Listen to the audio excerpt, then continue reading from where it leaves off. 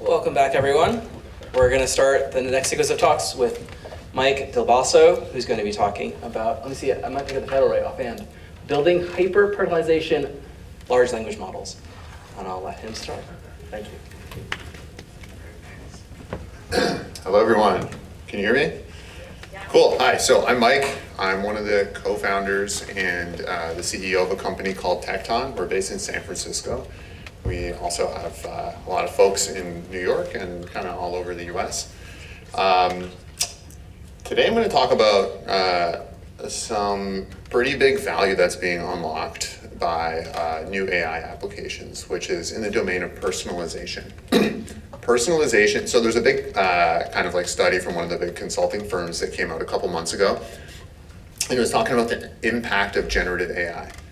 And it said that they found that over the next 6 years, so by 2030, $5 trillion of GDP is going to be unlocked by personalization. So trillion with a T, which is really weird, right? You don't hear that number very often. And like, how is that possible? How is that going to happen? It's not going to be through incremental changes, slightly making you have more relevant ads on Google search, like slightly better personalization. There's going to be some step function improvements. And I want to talk about like one of the main ways that that's going to happen today. A little bit about me, my background. I actually used to work on the making the ads at Google better thing. I used to work on the AI that powers the ads auction at Google. I helped start the machine learning and AI team at Uber, and through working at that, we built a lot of infrastructure, and that became a lot of the kind of like founding insights for us to build Tecton. We've been at that for a couple of years now. So for this talk, I want to like start off with an example. Like imagine we were building like a competitor to booking.com. So a travel website, but the whole thing about this website is we just want to give you the best recommendation. So when you go on the homepage, you load up the webpage, you want to see the best personalized recommendation, just like the number one option for you right away. How could we build that? That's very tough, right? Well, how could we get a model to give us a really good suggestion here, right? We can ask ChatGPT, where should I go on my summer vacation? And everyone, if you think of like what your expectations are of the quality of this response, you already know it's going to be not a good response. It's going to kind of be a crappy recommendation. It'll say, hey, you should go to Paris, or you should go to London, something kind of generic. Why is that? Because it doesn't know you, right? It's just giving you kind of like a lowest common denominator generic response. It's like the most basic, it's kind of like minimizing or maximizing for not being wrong, but it's not able to find anything that's necessarily specific to you because it doesn't know you. So it's not going to give you a good recommendation. So what do we want? Well, we don't want this kind of like, when we're trying to figure out where we should go for a summer break, for example, we don't want a recommendation from a travel agent who's a stranger, who doesn't know us. This person is maybe an expert, but they are very low context, right? So they're gonna say, hey, go to Paris or go to London. You do want someone who's like your best friend. Like imagine your best friend traveled all over the world and they really know you. They can tell you, hey, I know you really love sailing. Well, this summer there's actually the special sailing event, and I know you always wanted to go to Greece. Well, they're doing a special sailing event in Greece. It's going to be perfect for you. That kind of thing. That's a really great recommendation. So how do you build stuff like that into a product? And do it in a way that's kind of like sustainable. It doesn't take 1,000 engineers to build. Well, how can we get a better recommendation, right? So here's a lot of kind of techniques that we can talk about. Fine-tuning. Can fine-tuning help? Well, fine-tuning kind of helps provide, improve the model's intrinsic knowledge, but it's not going to tell the model more information about each of its users, especially because its users are always changing too. So unless you're constantly fine-tuning, which is not really a thing, that's not really a relevant option. Prompt engineering, well, this is kind of like asking the question in a different way, and you might get better, higher quality responses from this, but you're never going to make progress on the relevance by just asking the question slightly differently. And then everyone hears about RAG now. RAG is Retrieval-Augmented Generation, and this is a very relevant technique. This is all about hey, for me to answer this question, let me go out and talk and pull a bunch of relevant data that I can pass to the model, so the model can reason about that data and can make a good decision. And there's a lot of techniques and detail behind pulling the right data, how to build the right data to pass into the model, and how to do it in a productionized way so it can power a real product, right? You can use it to power thousands of queries per second at an incredible scale, at an immense reliability that someone like a Booking.com would need. So here's what a traditional RAG system looks like. There's, you get a user, they give you a query, where should I travel over summer break? You create an embedding from that. You use a vector database to kind of do an embedding-based search. It's going to give you a bunch of candidates. So here's some candidates: Paris, Tokyo, Johannesburg, right? So candidates for destinations to recommend. We might pass this into a model and say, hey, which of these candidates might be most relevant for us to recommend for summer break? The model's going to use its intrinsic knowledge about these places, and it's going to say, visit London. London's not one of these options here, but if it was, imagine. That's kind of a we know it's going to be a crappy recommendation. And so what we're doing with these candidates behind the scenes is we're feeding them into a prompt. We're injecting them into a prompt, basically, right? So the prompt might be, hey, you are a travel advisor, generate the best travel recommendation, blah, blah, blah. But here's the options. Here's the top recommended ones. Choose the number one best one for this user, right? And we inject these into this prompt. And then we pass along the prompt with all of the candidates to the model. So now the model gets all the details of all the candidates. But this is not like a great recommendation, right? To get better recommendation, the model needs better context. And so what is context? Context is the relevant external information that models use to understand and reason about a situation. So it's like information that I can go look up that will help me make the right decision. So we'd love to provide really good context to our model. What that looks like here is, this is kind of an uncontextualized candidate. Basically, like, not a lot of information. It's just the city name, right? Maybe the model knows something about Paris. I hope you guys can see it says Paris. Tell me if it's too small. But there's probably a lot of stuff it doesn't know. What we want to do is provide a bunch of signals. And in traditional machine learning, we kind of refer to these as features.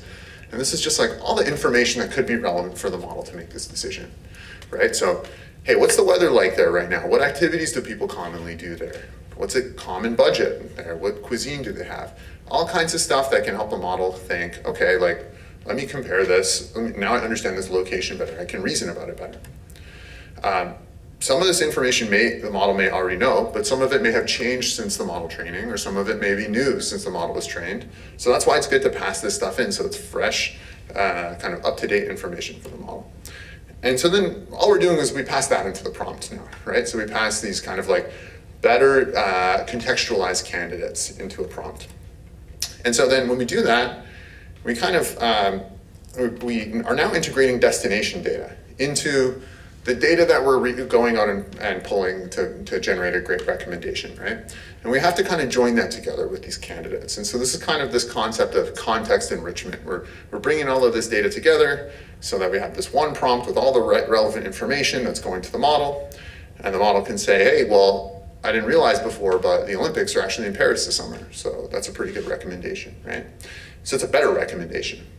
But maybe it's not the right recommendation for you. So what we've done so far is we've pulled some external data. We've pulled this data, but it's just about the destination. So that's kind of like not really personalized, right? It's better, but maybe you really don't care about sports. Maybe you're I was gonna say a foodie, but you might go to Paris if you're a foodie too. So how can we get this type of example, or how can we improve our system to be more personalized? Well, personalization requires contextual user data. So this is like the same kind of information, but for the user. What are my user's preferences? What is their budget? What kind of climates do they prefer? What kind of accommodations do they like? What kind of travel experiences? We can just brainstorm like thousands of these signals. And in the real world, what Booking.com has is they literally do implement all of these signals, and they infer these signals based on your behavior. And they also ask you for some of these signals. You can set your preferences, and you can set them in your search query and stuff like that. And so And so we're kind of always creating this like virtual representation of each person so that, of the user, so that the models can reason well about the user. So we want to include this in the prompt as well. We want to include user-specific data so we can personalize the prompt. So now we have this like richer user context that's in the prompt, user preferences. And we can now enhance our personalization system by including user data, right? And now our prompt kind of has a bunch of information about these destinations, the information about the specific user who's asking the question, and we can say, hey, this is, actually Kyoto is the best place for you to go this summer. It's a really excellent recommendation for you. And we can even explain why, because X, Y, Z. And this is how you get to this like best friend level travel agent recommendation. And you might even include signals that represent an interaction between the user and the destination. Like, how many times has this user been at this location?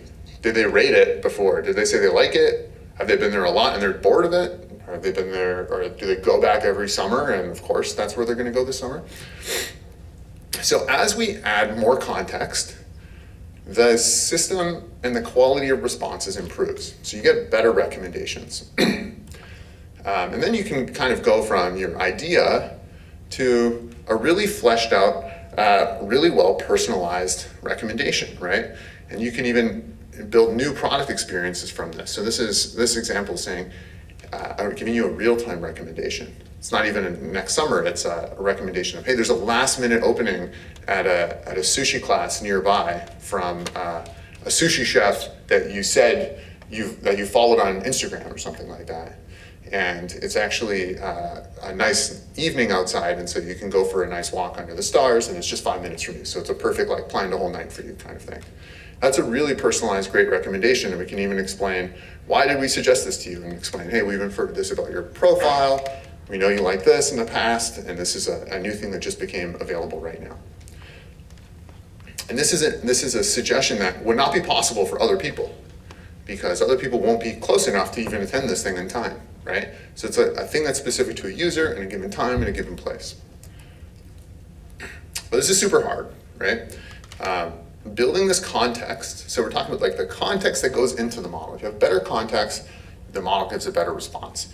But building that context is a huge data engineering problem. It's like super hard. And in practice, big tech companies have dozens and sometimes hundreds of engineers building all these data pipelines and maintaining all of these systems.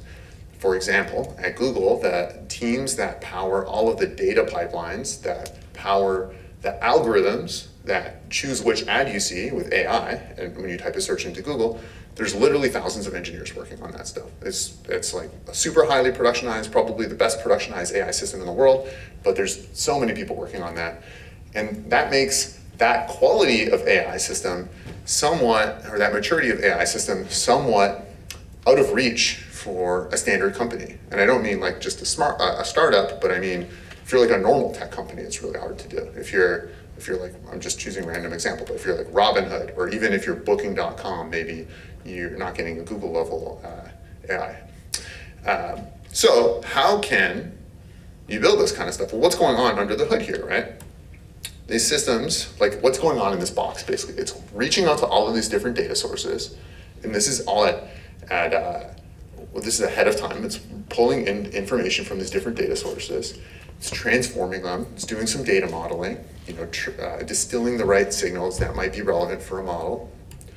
It's storing all this data together in a place that's, offline so we can do some development, but also in some online cache so we can retrieve it really fast. And when we need to make predictions at inference time, like when the user loads the page, we've got to pull all this information really quickly.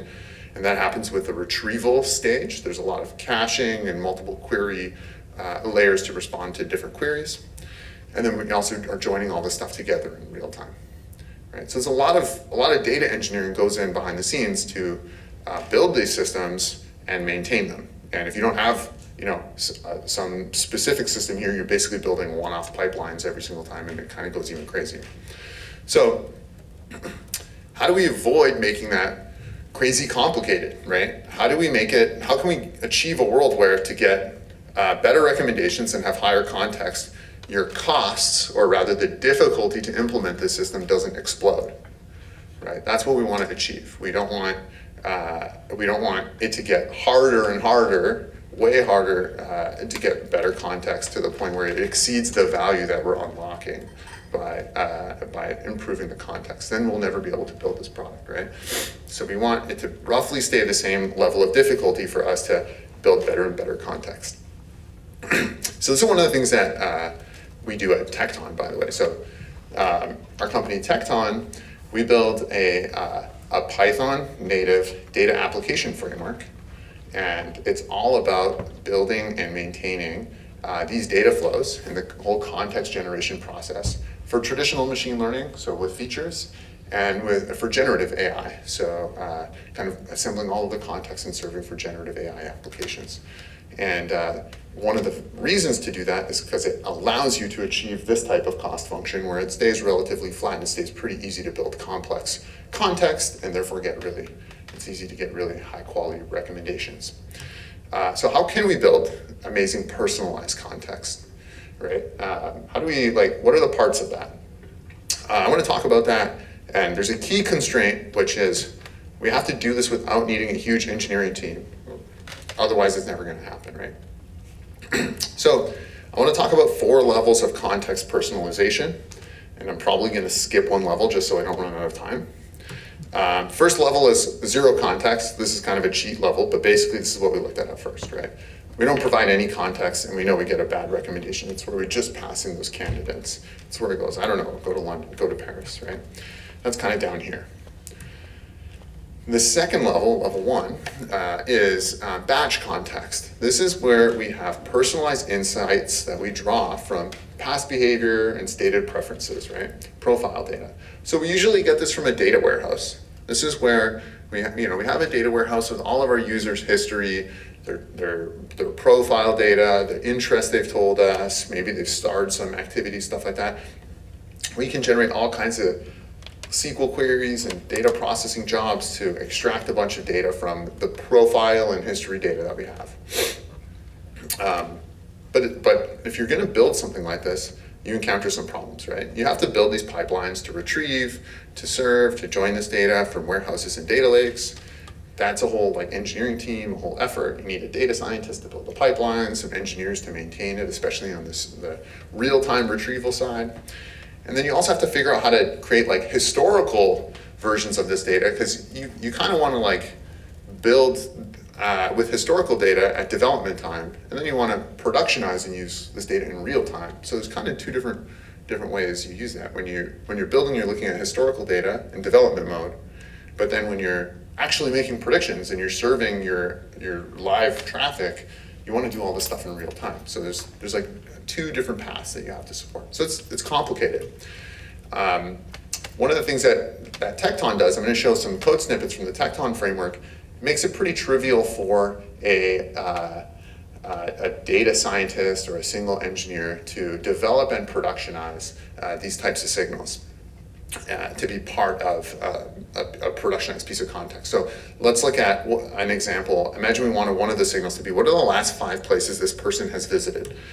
Well, the first thing we need to do is write a simple definition of this signal, right? And so in the Tecton framework, this is just like a Python SDK.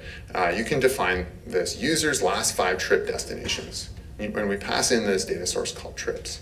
And from that, we're selecting a couple of these columns that are relevant for us, the user's ID, the date, and the destination.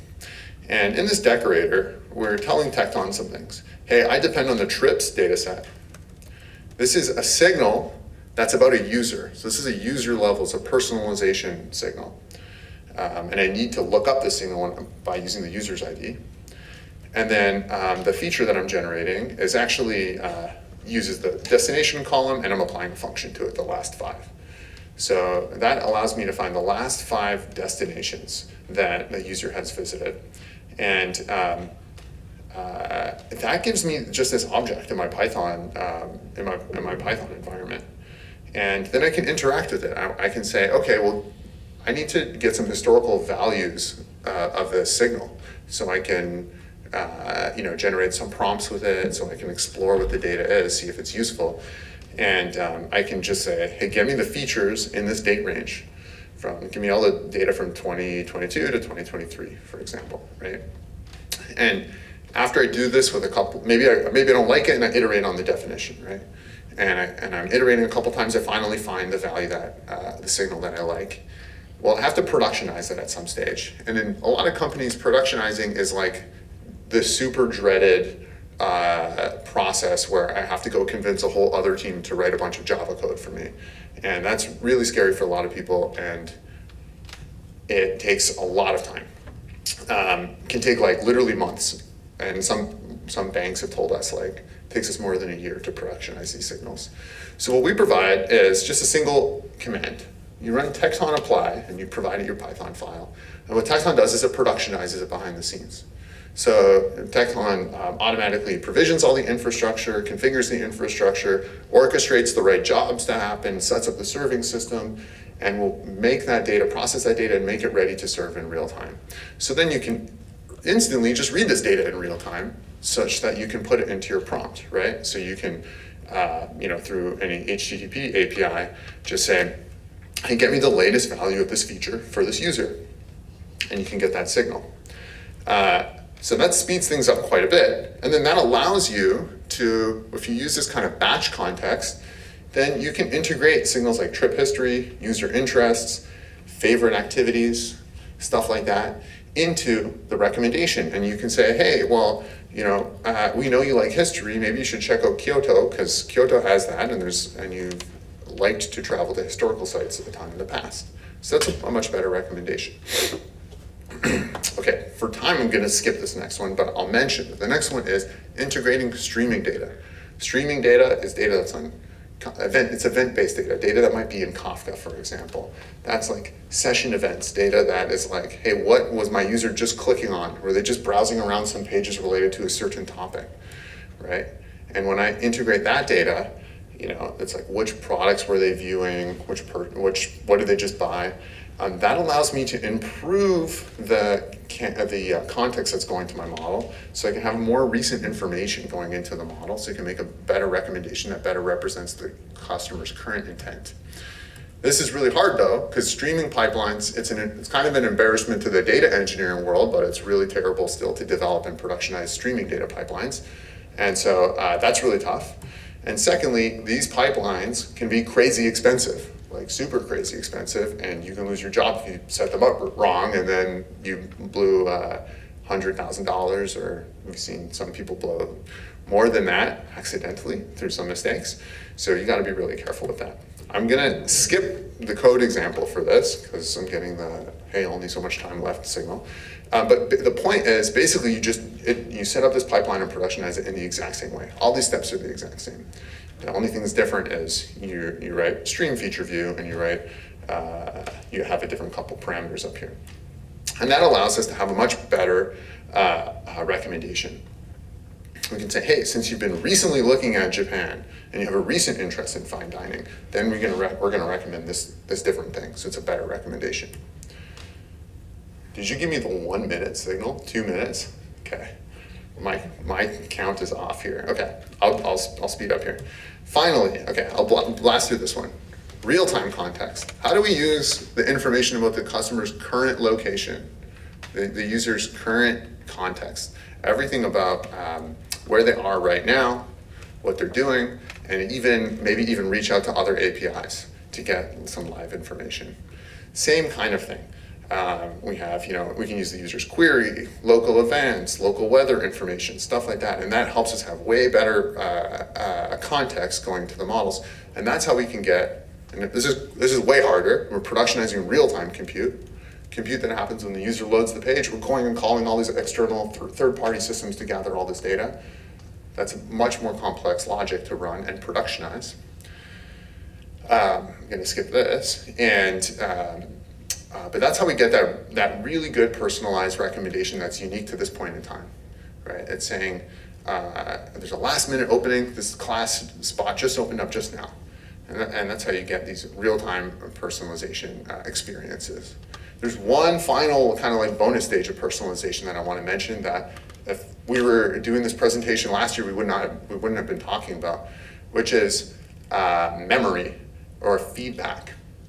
So is there a way that we can, after we recommend, hey, go to this sushi class, for the person to go, actually, I don't really like sushi, or actually, I want to go to someplace warmer than that. How can we kind of create a feedback loop so that we can iterate and we can have an iterative experience with the customer so they can provide feedback and we can update our recommendations, right? That's something that we're building into the platform today. So they can say, no, I want to be somewhere warmer this summer. That feeds into the context that goes into the model. Okay, I'm going to wrap up now. What did we learn? One, compelling AI products require context personalization. Two, building great context is super hard. It's a huge data engineering problem. It takes a lot of people. Doing this for traditional machine learning already is like an insurmountable task for many companies. Doing it for generative AI is even harder, and there's new problems that the industry hasn't even discovered yet. And then three, I was kind of showing this, but I didn't really highlight it, but this big box in the middle, I've called it a context platform. We think that this is a new kind of layer of the AI stack that's going to show up. We're going to see it more and more where people have a model platform and they have a context platform. And the context platform is all about constructing, assembling, and retrieving that context such that the model can make the best recommendations or generate the most personalized, high-quality output. Context matters for all kinds of applications, right? It's not just the travel example we were talking about. In e-commerce, in communications, if you're generating content, there's all types of opportunities for personalization. So probably like wherever you are in industry, as long as you have a consumer-facing application, this would be relevant for you. This is kind of like what the end architecture looks like. I'm pretty confident we're going to begin seeing like fleshed out architectures like this at more and more, and kind of like blog posts that are published by like big tech companies like Uber, Lyft, folks like that. And if you're doing this for real in production, there's a whole, like in a real company, you're gonna have a whole bunch of other problems. How do I version this whole thing? We never even had to build this before. How do I work with multiple people on this thing? How do we like control which data is used in this thing so we don't, break some privacy rules? How do we even debug it? Or even like log what happened and monitor it to ensure that it continues to operate correctly? So that's kind of like the set of problems we're trying to solve at Tecton. We focus on helping you build AI that knows your users, that makes the best use of your company's data. So we provide tools to engineering teams at companies to build AI applications. And we think it's all about productionizing rich, real-time context at scale. So you can try out Tecton, tecton.ai/explore. I don't know how much time we have. I'm happy to answer any questions. But thanks for listening, everybody.